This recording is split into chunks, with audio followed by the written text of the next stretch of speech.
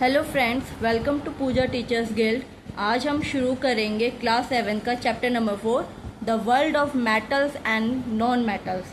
हमने इस चैप्टर के कुछ टॉपिक्स क्लियर कर लिए थे जो हमने फर्स्ट पार्ट में किया था। अब हम नेक्स्ट टॉपिक स्टार्ट करेंगे, नेक्स्ट पार्ट 2 स्टार्ट कर रहे हैं। पार्ट 1 में हमने 4.1 कंप्लीट कर लिया था। अब हम स्टार्ट करेंगे 4.2। यहाँ से हमारा पार्ट 2 स्टार्ट होता है। Affect of air and water on metals. Metals पे अब क्या अफेक्ट पड़ता है, हवा और पानी का। ठीक है, जैसे कि हम आयरन इसका एग्जांपल है। अब देखो, you would have often notice that iron object develop brown deposit when left in the open for a few days.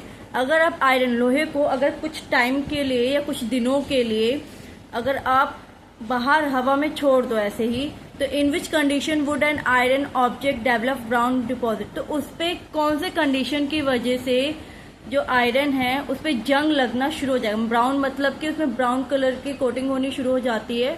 तो वो कैसे होगा उसके बारे में पढ़ते हैं। वो जब हवा में, पहला टॉपिक है यहाँ पे, when it comes into contact with dry air. क्या सिर्फ हवा, सूखी हवा, मतलब कि सिर्फ हवा के कांटेक्ट में आने से आयरन क्या वो ब्राउन कोटिंग हो जाएगी, या सेकंड, या सिर्फ पानी के मतलब कांटेक्ट में आने से होगी, या फिर third, when it comes into contact in with both air and water. तो इन तीनों में से ऑप्शन कौन सा सही है आप मुझे लिंक पे बता सकते हैं। व्हेन इट कम्स इनटू, वैसे मैं आपको बता देती हूँ कि when it comes into contact with both air and water, जब एयर और वाटर दोनों के कांटेक्ट में अगर आयरन आता है तो उस पे ब्राउन कलर की कोटिंग आ जाती है। ठीक है, ब्राउन कलर की जो कोटिंग आती है वो उसे हम कहते हैं जंग लगना कहते हैं। अब इसे हम आगे करते हैं। यहाँ पे इस एक्टिविटी के थ्रू हम इसमें पढ़ेंगे अब। ठीक है, तो एक्टिविटी 4.5 में है। पहला इसमें प्रिकॉशन है, इसमें बोला कि आयरन नेल से आप केयरफुली आप इसका यूज करेंगे। ठीक है, पहला पॉइंट यहाँ पे दिया गया है, take a few shining iron nails. अब जो है कुछ शाइनिंग आयरन नेल्स मतलब कि कुछ कीले लेंगे। If you are using old iron nail, अगर आप कुछ पुराना मतलब अगर लेते हैं तो make sure to remove brown deposit. उस पर आप ध्यान रखना कि उसमें जो आपका ब्राउन डिपॉजिट पहले से हो रखा है उसको रिमूव कर देना। From there surface by scrubbing them. उसमें कैसे कर सकते हैं आप, स्क्रब करके with the help of a small piece of sandpaper. Sandpaper का यूज करके आप जो है ब्राउन कोटिंग को रिमूव कर सकते हैं। ठीक है, अगर आप पुरानी कील को इस्तेमाल करते हैं, नहीं तो आप न्यू कील को आप इस्तेमाल करेंगे। आप पहले लेंगे इसमें, take 3 clean dry glass bottles और टेस्ट ट्यूब। 3 आपको जो है यहाँ पे आप मतलब राइट साइड में देख सकते हैं 3 यहाँ पे बॉटल्स ली गई है। वैसे ही आप जो है बॉटल्स ले सकते हैं, ग्लास बॉटल्स, या फिर 3 जो है ड्राई ग्लास बॉटल या टेस्ट ट्यूब ले सकते हैं। ठीक है, इसमें कहा है विथ टाइट फिटिंग कैप्स और स्टॉपर्स। आपको टाइट फिटिंग जो है कैप्स लेना है, जिससे कि वो यहाँ पे अगर हम थ्रेड से अगर बाहर अगर मतलब रोकेंगे तो ये इजीली इसको होल्ड कर सके। Label them ABC। बॉटल में आप जो है लेबल ABC अब डाल लेंगे। नेक्स्ट जो है, टेक 3 आयरन नेल्स। अब 3 आयरन नेल लेंगे and tie each iron nail with a thread. और आप इसको जो है यहाँ पे आप देख सकते हो थ्रेड से इसको बांधा हुआ है तीनों में। ठीक है, तीनों में थ्रेड से बांधा हुआ है। और इसको place 1 iron nail some silica gel in the glass bottle. आप यहाँ पे देख सकते हैं यहाँ पे कुछ जो है सिलिका जेल यहाँ पे लिया गया है A बॉटल में, और उसमें क्या है, टाइटन द कैप है और स्टॉपर से उसको मतलब एक आयरन नेल यहाँ पे लटका दिया गया। ठीक है, रख दिया गया है यहाँ पे आप देख सकते हैं। और इसमें क्या कर रहा है, हमने सिलिका जेल यहाँ पे इसमें डिप कर रहा है और यहाँ पे थ्रेड के थ्रू इसको होल्ड कर रखा है। नेक्स्ट में क्या है, silica gel make the air dry. यहाँ पे सिलिका जेल क्या करेगा, हवा को बिल्कुल ही मतलब कि यहाँ पे सिर्फ हवा ही रहेगा, मतलब एयर ड्राई रखेगा इसको। If the substance that it is used in small pouches and some medicine bottle. अगर आप इस सब्सटेंस को यूज करते हैं एक छोटे से पाउचेज में जो मेडिसिन बॉटल्स के लिए यूज होते हैं, या वाटर बॉटल्स या शू बॉक्सेस में करते हैं, तो कीप देम ड्राई। बट उसको सूखा रखना, उसको गीला मत रहने देना, बिल्कुल ही ड्राई करना, एयर टाइट, मतलब कि बिल्कुल भी वाटर के कांटेक्ट में ना हो। फर्स्ट वाले में हमने सिर्फ एयर के कांटेक्ट में रखा है। ठीक है, अब बोला गया है place 1 iron nail in the glass bottle B। अब हम जो है यहाँ पे आप देख सकते हो B वाले पार्ट में हम आयरन नेल रखेंगे, जिसमें आप क्या कर रहे हो, pour freshly boil and cool water. या तो आप बिल्कुल ही फ्रेशली जो है मतलब वाटर जो लेंगे बॉयल करके कूल करके, ठीक है, टू रिमूव डिजोल्व गैसेज, जिसमें से कोई भी गैसेज यहाँ पे नहीं होगा। उबालने के बाद जो उसे ठंडा करके फिर हम इसको यहाँ पे पानी में आयरन नेल को डिप करेंगे, ठीक है। आपको ये तो पता ही होगा कि पानी में हमेशा ऑक्सीजन डिजोल्व होता है, तभी हमारे एक्वेटिक जो एनिमल प्लांट्स हैं वो सांस ले पाते हैं। तो इसीलिए हम इसमें क्या करेंगे, बॉयल करेंगे। बॉयल करने के बाद उसको कूल डाउन करेंगे वाटर को, देन हम इस बॉटल में वाटर को यहाँ पे रखेंगे, वाटर में डिप करेंगे आयरन नेल को। Then iron nail is completely dipped. उसमें ध्यान रखना है आपको कि आयरन नेल बिल्कुल देखो वाटर से बिल्कुल अंदर, वाटर के अंदर डिप हो जाना चाहिए। Now pour some oil to form a layer over the surface of the water. अब आपको इसके बाद क्या करना है, इसके बाद आपको जो है वाटर ऑयल का जो पार्ट है यहाँ पे, ऑयल ऊपर से सेकंड वाले बी कंटेनर में ऑयल यहाँ पे रख देना है। क्यों, मतलब कि यहाँ पे डालना है ऑयल, इसलिए डालना है कि ये बाहर हवा के कांटेक्ट में ना आए वाटर। आपको ये पता होगा कि ऑयल की डेंसिटी लो होती है, जिसकी वजह से ऑयल कभी भी वाटर में डिजोल्व नहीं होता है। अब यहाँ पे now pour some oil to form a layer over the surface of the water. Water के सरफेस पे हमने ऑयल को डाल दिया है। The layer of oil on the surface of the water prevents the air. जो लेयर है oil की वो क्या काम करता है, वो वाटर के सरफेस पे प्रिवेंट करता है एयर को, एयर से बचता है from dissolving in the water, कि वाटर में दोबारा से एयर के कांटेक्ट में आके ऑक्सीजन जो है डिजोल्व ना हो पाए या कोई भी गैस ना हो पाए, ठीक है। Cap the glass bottle tightly, और फिर उसके बाद जो हम इसको, मतलब कि ग्लास जो हम बंद कर देंगे, इसको बॉटल को टाइटली हम इसकी कैप से बंद कर देंगे, ठीक है। नाउ अब हम लेंगे place one iron nail in the glass bottle C. अगर हम लेंगे सी बॉटल। सी बॉटल में क्या करेंगे, pour some water so that the iron nail is partially dip. मतलब कि हम पानी में लेंगे जिसमें पार्शियली मतलब कि हाफ डिप करेंगे हम इसमें आयरन नेल को।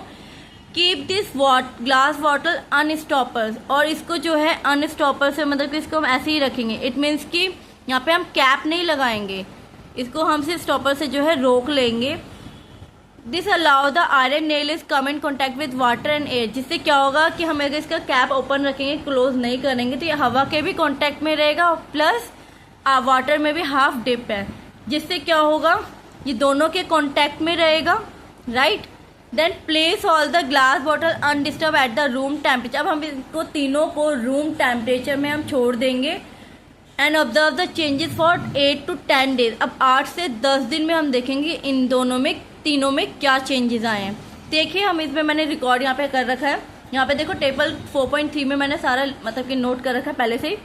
अब यहाँ पे देखो ग्लास बॉटल में क्या होगा, ABC में क्या होगा, अगर जो कंडीशन दी गई है कि प्रेजेंस ऑफ वाटर ए में क्या था, नहीं था, हमने सिर्फ ओनली इसमें एयर रखा है, ठीक है, एयर इसमें है, तो इसमें क्या होगा, no brown deposit, rusting observe, rusting require both air and water. इसमें साफ लिखा गया है कि ब्राउन डिपॉजिट इसमें कुछ नहीं होगा, क्योंकि इसमें सिर्फ हवा के कांटेक्ट में था और कोई रस्टिंग इसमें जंग नहीं नजर आएगा। ये रस्टिंग जो जब नजर आता है, क्योंकि दोनों रस्टिंग के लिए क्या चाहिए, दोनों एयर और वाटर के कांटेक्ट में आना चाहिए, ठीक है। वैसे ही हमने बी बॉटल लिया है। बी बॉटल में क्या होगा, यहाँ पे जो है इस बार हमने वाटर के कांटेक्ट में रखा है, एयर के कांटेक्ट में नहीं रखा है, राइट। तो अब इसमें ऑब्जर्व करेंगे तो इसमें भी सेम कि नो ब्राउन डिपॉजिट और रस्टिंग ऑब्जर्व। इसमें कोई भी ब्राउन डिपॉजिट नहीं हो रहा है और ना ही रस्टिंग हो रही है, क्योंकि इन दोनों के लिए क्या चाहिए, वाटर एंड एयर।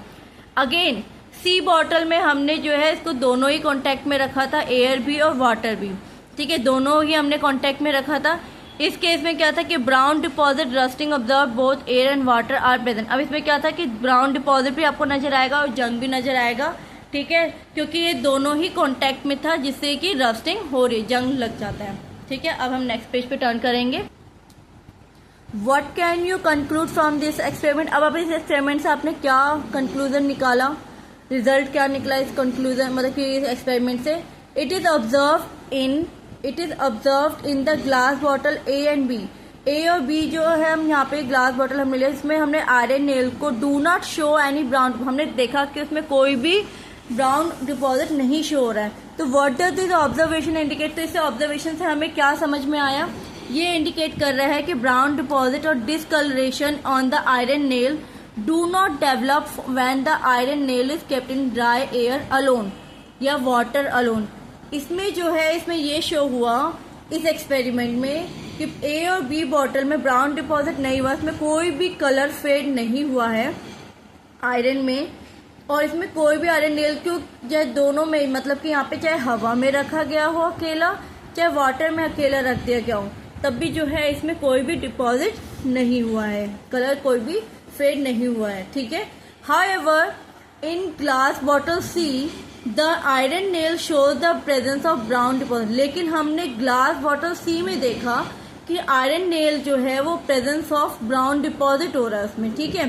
तो it is indicate that the presence of water and air is essential for this deposit to develop. इसमें यह बताया गया है कि पानी और हवा दोनों ही बहुत जरूरी है डिपॉजिट होने के लिए, या फिर उसमें जो है डेवलप मतलब कि बनने के लिए, रस्टिंग बनने के लिए, ठीक है, आयरन नेल में। फिर कहा है the moist air is responsible for the development of brown deposit on object made of iron. अब यहाँ पे क्या कहा गया है कि जो मॉइस्ट एयर है, हवा में जो नमी है, वही रिस्पॉन्सिबल होता है ब्राउन डिपॉजिट होना किसी भी आयरन के ऊपर, या कोई भी ऑब्जेक्ट बना हुआ है उसके ऊपर अगर कोई भी जंग लग रहा है या कुछ हो रहा है तो ये मॉइस्ट एयर की वजह से ही होता है। This brown deposit is called rust. जो ये ब्राउन डिपॉजिट हो रहा है इसे हम क्या बोलेंगे? Rust. The process of formation of rust on object made of iron is called rusting. मतलब कि रस्ट बनने का जो प्रोसेस है, किसी ऑब्जेक्ट पे जंग लग रहा है, मेड ऑफ जो आयरन की चीज बनी हुई है, उसे हम क्या बोलेंगे? रस्टिंग, क्योंकि उस पे जंग लग रहा है, ठीक है। आगे है हमारा many other metals also exhibit discolouration when kept on open in the atmosphere. हमारे बहुत सारे ऐसे जो मेटल्स हैं जो डिस्कलरेशन हो जाते हैं, मतलब कि कलर में चेंजेस हो जाता है, वैन केप्ट उसे रखा जाता है ओपन इन द एटमॉस्फेयर में, अगर खुला रखा जाए तो। Have you notice the formation of green coating on the surface of copper object और a black coating on the surface of a silver object. आपने नोटिस किया होगा कि मतलब कि जो कॉपर की चीजें बनी होती है उस पर हरे कलर की कोटिंग शुरू हो जाती है, ठीक है। और जो सिल्वर कलर की जो मतलब कि पायल आपने देखी होगी, पंजेब हो गए, सिल्वर कलर से जो कुछ भी बनी हुई चीजें हो तो उसमें जो है सिल्वर क्या कहते हैं, ब्लैक कलर की कोटिंग होती है। ये आप लोगों ने नोटिस किया ही होगा क्योंकि वो हवा के और नमी मतलब कि पानी के कांटेक्ट में आता है, इसलिए। Gradual deterioration of metal surface cause by air, water and other substance is known as corrosion. इसको हम जो एकदम से जो एक्चुअली क्या होता है कि मेटल सरफेस पे जब ये हवा और वाटर के कांटेक्ट में आता है, किसी भी सब्सटेंस के कांटेक्ट में आता है, तो क्या होता है, ये जो है इसमें डेट्रोएशन मतलब कि इसमें उसके कलर्स में चेंजेस आने शुरू हो जाते हैं, वो खराब होना शुरू होते हैं, जैसे हम बोलते हैं कोरोजन, ठीक है। Do you know that rusting of iron is a serious problem. आप ये जानते हैं कि रस्टिंग ऑफ आयरन जो हमारे लिए बहुत एक सीरियस प्रॉब्लम है इन आवर कंट्री, हमारी कंट्री के लिए। Every year an enormous amount of money is spent replace repair iron structure damage due to rusting. Rusting से जंग लगने की वजह से हमारी जो बहुत सारे मतलब कि यहाँ पे रिप्लेस किया जाता है, जो जिसमें जंग लगा हो, या फिर उसको रिपेयर किया जाता है, या फिर उसको चेंज किया जाता है आयरन को, और उसमें हर साल पैसे बहुत सारे खर्च होते हैं। आप एक एग्जांपल ले सकते हैं, जैसे कि शिप में क्या होता है, पानी के कांटेक्ट में रहता है और उसमें भी रहता है किसमें, हवा के कांटेक्ट में। तो आप ये देख सकते हैं कि शिप से जो ट्रैवल करते होंगे, शिप से जाते होंगे, ये वाटर ट्रांसपोर्ट है हमारा, तो इसमें जो है जंग लगने के बहुत ज़्यादा मैक्सिमम चांसेस होता है, इसलिए हर साल या फिर उसकी रिपेयरिंग होती रहती है और रिप्लेसमेंट भी चलती रहती है, ठीक है। The rusting of iron can be prevented by several method. हम कुछ तरीकों से जो है रस्टिंग को मतलब कि रोक सकते हैं, आयरन में जो रस्टिंग लग जाती है उसे हम बचा सकते हैं। चाहे वो हम पेंटिंग कर सकते हैं, ऑयलिंग कर सकते हैं, ग्रीजिंग कर सकते हैं, या फिर हम इसके ऊपर एक प्रोटेक्टिव लेयर जिंक की मेटल के लगा सकते हैं, जैसे हम क्या बोलते हैं, गैल्वेनाइजेशन बोलते हैं। आयरन के ऊपर अगर हम जिंक मेटल के अगर हम लेयर को अगर यूज करते हैं तो हम बोलेंगे galvanisation. We will learn about this in the higher grade. आप इसको हायर क्लासेस में भी पढ़ेंगे इसके बारे में, ठीक है। आगे हम पढ़ते हैं, यहाँ पे कुछ फैक्ट्स बताए गए हैं। The wonder of ancient Indian metallurgy, जो पहले की जो इंडियन मेटलर्जी थी वो देखिए इनके बारे में हम पढ़ते थे। Iron of pillar of Delhi was made in the time of Chandragupta second more than 1600 years ago, 1600 साल हो चुके हैं, चंद्रगुप्ता के टाइम की बात है ये। It is about 8 metres high and weight more than 6000 kilogram. यहाँ पे बात की जा रही है कि 8 मीटर लंबा और वेट है 6000 किलोग्राम से भी ज्यादा उसका वजन है। It what is interesting about this pillar, iron pillar, is that despite all these years of facing winds, rainfall, intense weather, it has barely any rust.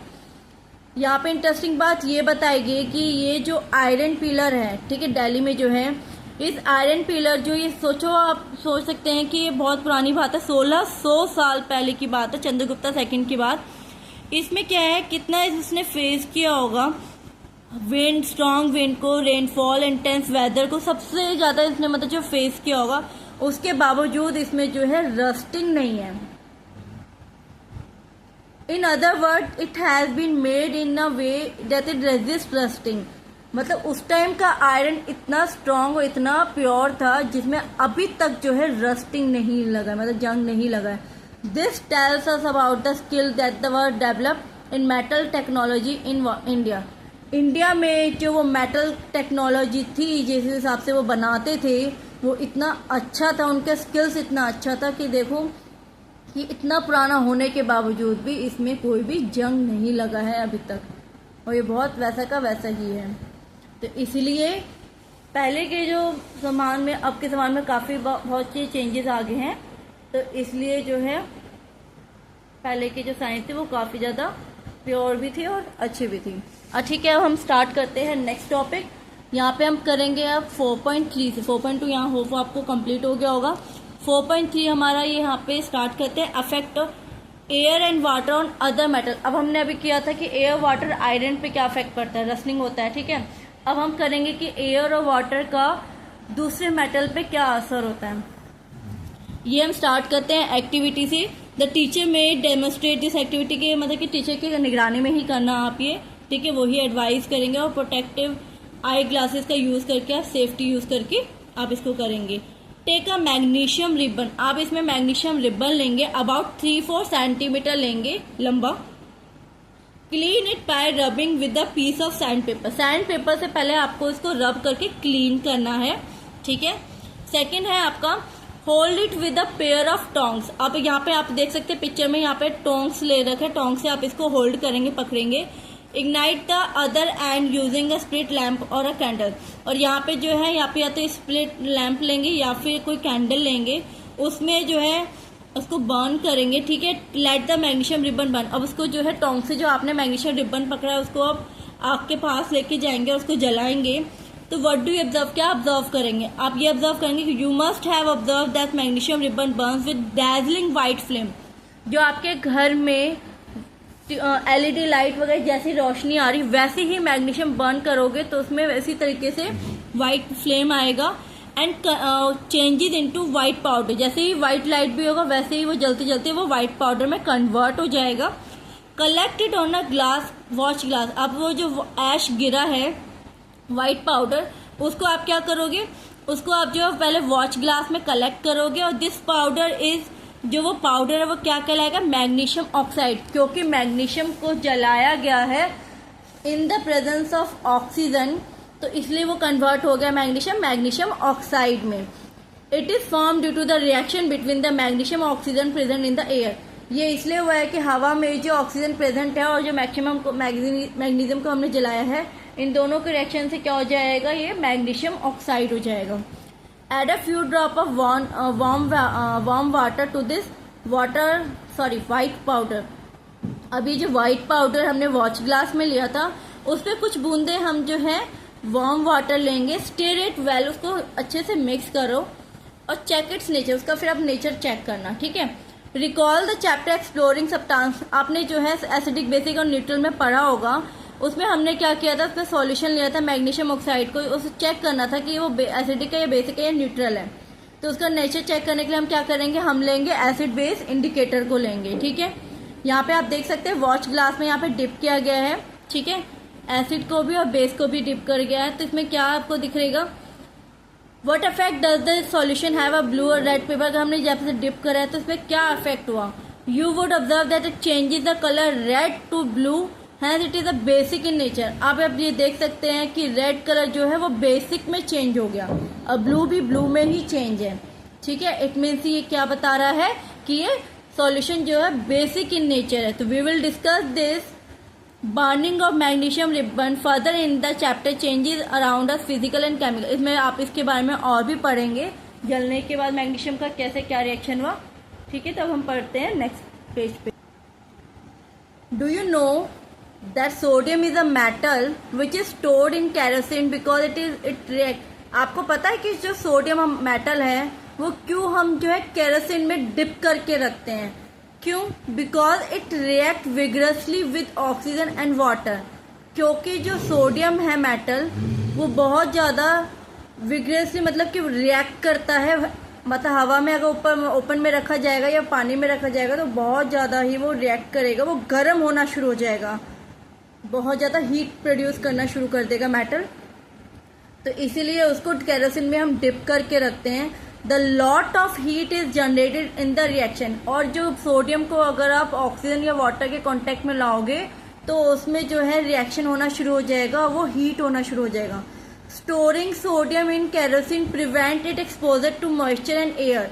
Sodium को हम स्टोर इसलिए करके रखते हैं केरोसिन में, बचाते हैं मॉइस्चर और एयर के कांटेक्ट में आने से। Can you predict the nature of its oxide. आपको पता है कि जो नेचर में कैसे ऑक्साइड्स हैं। Let us now discuss some substance do not behave like metal. हम कुछ सब्सटेंस के बारे में अब डिस्कस करेंगे जो अपने मेटल्स के जैसे ही वो रिएक्ट नहीं करते हैं। देखते हैं आगे हम पढ़ेंगे। अब यहाँ पे substance that behave differently from metals in air and water. जब एयर और वाटर के कांटेक्ट में अगर कोई मेटल आता है तो उसका जो है रिएक्शन कुछ और ही, वो मेटल जो है कुछ और ही रिएक्ट करना शुरू कर देता है। वो हम अब डिस्कस करेंगे 4.7 एक्टिविटी से।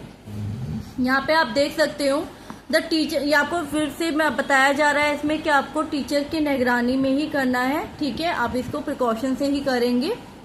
यहाँ पे लिया गया है burning sulphur produce gases which okay. यहाँ पे पहले देखो क्वेश्चन यहाँ पे दिया गया है कि जो भी आप ये एक्सपेरिमेंट करेंगे इसमें जो फ्यूम होगा या फिर जो मतलब वेंटिलेटेड एरिया होगा उसमें ना सल्फर जो है जब जलाते हैं तो इसमें कुछ गैसेस प्रोड्यूस होता है जो अगर हम इनहेल कर लेंगे तो वो हमारे लिए हार्मफुल होगा। इसलिए प्लीज आप इसको जो भी एक्टिविटी करोगे तो टीचर की निगरानी में, किसी बड़े की निगरानी में ही करिएगा। ठीक है, अब यहाँ पे देख सकते हैं take a small amount of powder sulphur. अगर हम कुछ अमाउंट मतलब सल्फर लेंगे in a deflagrating spoon. Deflagrating spoon किस टाइप का होता है? इस टाइप का होता है, ऐसे करके यहाँ से इस तरीके से राउंड शेप में ऊपर की तरफ होता है। ठीक है, लाइक अ 6। ठीक है, तो आप यहाँ पे क्या कर सकते हैं, यहाँ पे हम करेंगे सल्फर हमने लिया स्पून से। ठीक है, it is a long handle metal spoon use in experiment. ये सिर्फ हमेशा ये स्पून जो एक्सपेरिमेंट के लिए यूज होता है और सेफली हीट और बर्न, पता है कि हम उससे बच सकते हैं क्योंकि हीट के और उसके बर्निंग सब्सटेंस से हम बच सकते हैं। तो if a deflagrating spoon is not available, अगर डिफ्रैग्रेटेड स्पून नहीं है तो you may take a metal cap भी ले सकते हो ऑफ एनी बॉटल। ठीक है, किसी भी बॉटल का कैप भी ले सकते हैं। Wrap a metal wire around it. उसको जो है आप यहाँ पे देख सकते हो डिफ्लैग्रेटेड स्पून की जगह यहाँ पे एक मतलब कि स्पून ढक्कन लिया और ढक्कन से इसमें क्या है मेटल से इसको बांध दिया गया है। ठीक है, मेटल की वायर से। तो गिव इट अ शेप, उस तरीके से शेप दे दिया गया है। यहाँ पे आप देख सकते हैं। Now next heat it on a flame. अब उसको फ्लेम में अगर हम हीट करेंगे as soon as the sulphur react, उसमें जो है सल्फर जो है बर्निंग स्टार्ट हो जाएगा, जलना शुरू हो जाएगा। Introduce the deflagrating spoon into a gas jar. अब जो डिफ्लैग्रेटिंग स्पून है उसको हम गैस जार में रख देंगे, जैसे आप यहाँ देख सकते हैं। ठीक है, इस जार में रख देंगे हम, या फिर ग्लास टम्बलर भी कहेंगे इसको। कवर द गैस जार और a gas tumbler with a lid to ensure that the gas produce does not escape.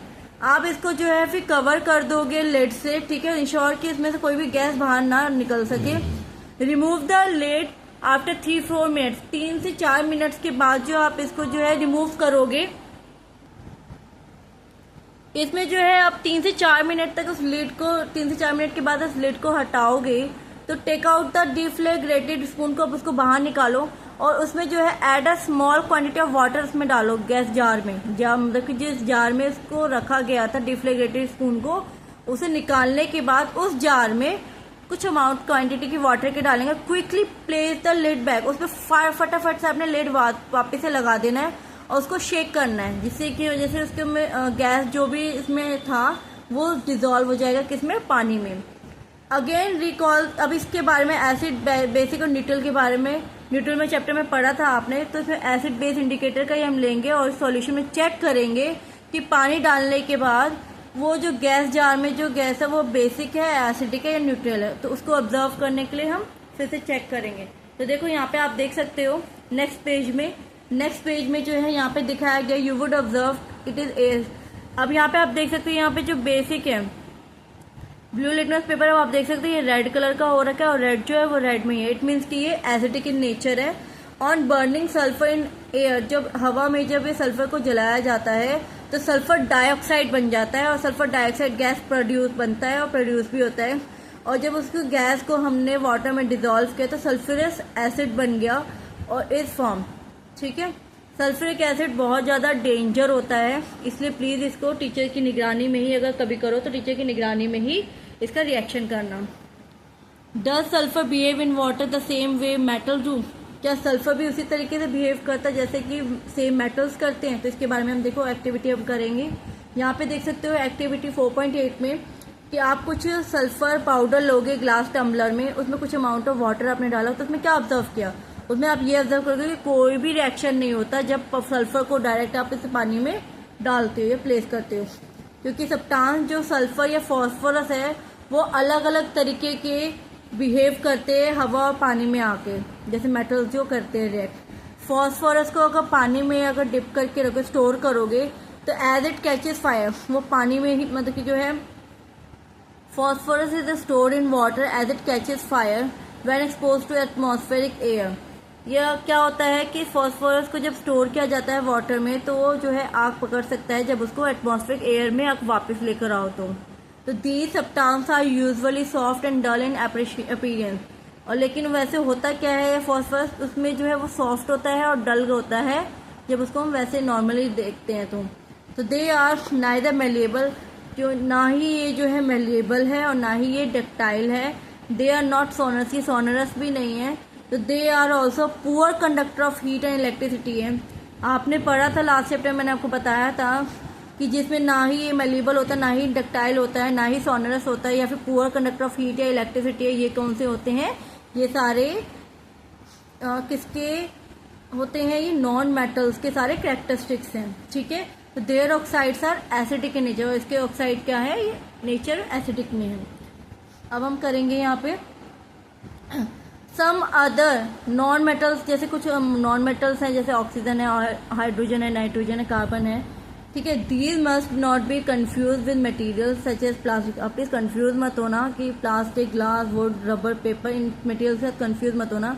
ये जो मटेरियल्स है आर नॉट क्लासिफाइड, ये कोई मटेरियल जो है ना ही मेटल है ना ही नॉन मेटल्स है। दे आर नॉट एलिमेंट्स नहीं है। ये एलिमेंट्स कौन कौन से होते हैं?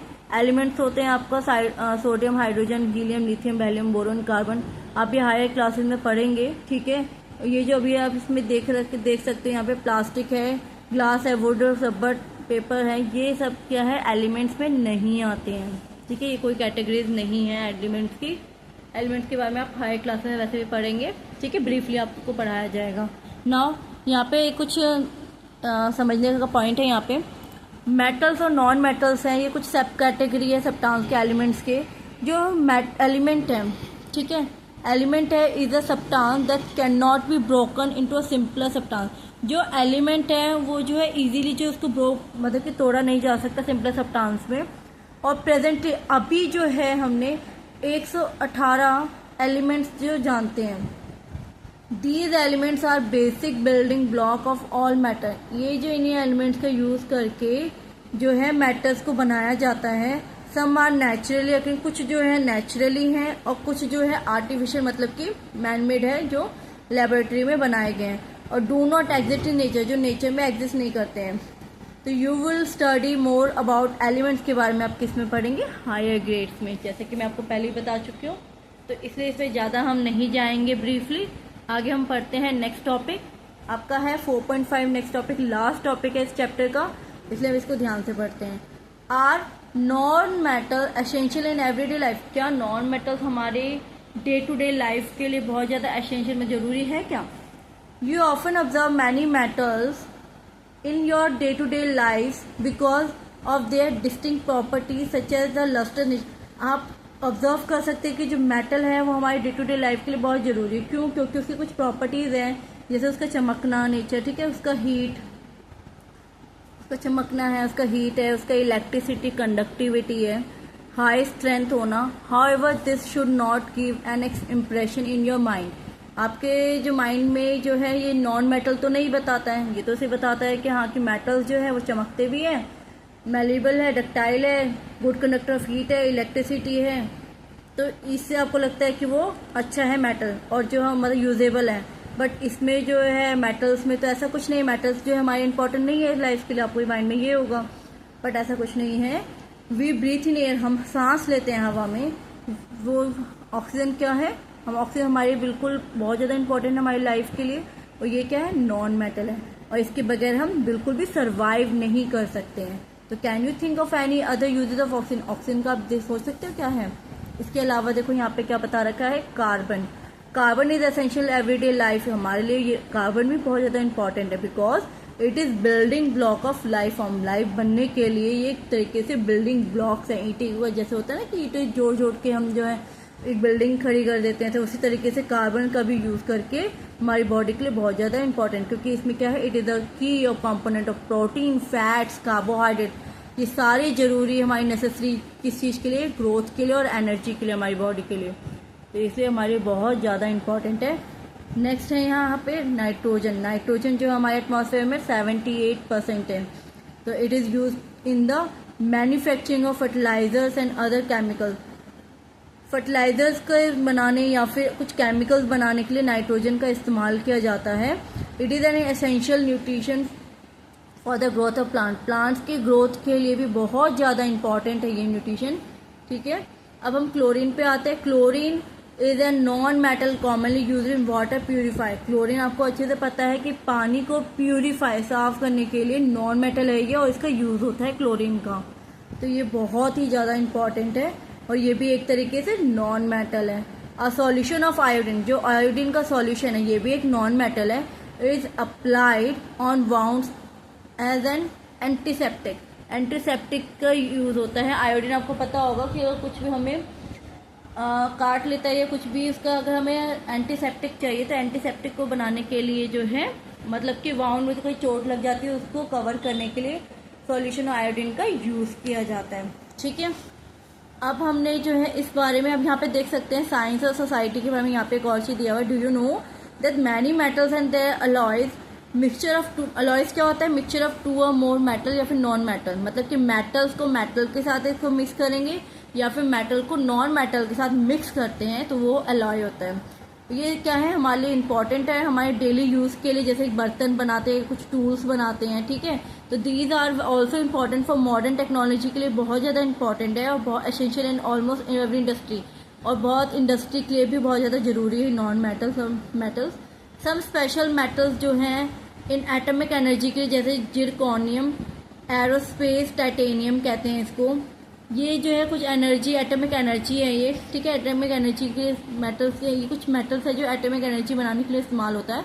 इन India many metals specially iron and aluminium are recycle. वो यहाँ पे देखो, यहाँ पे क्या बता रखा है कि आयरन और एल्यूमिनियम का रिसाइकल किया जाता है टू मिनिमाइज वेस्ट को मिनिमाइज करने के लिए, और कॉन्ट्रीब्यूट किया जाता है सस्टेनेबिलिटी कॉन्ट्रीब्यूट, ठीक है।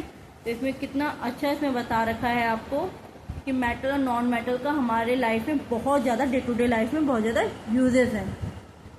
यहाँ पे हमारा ये चैप्टर फिनिश होता है।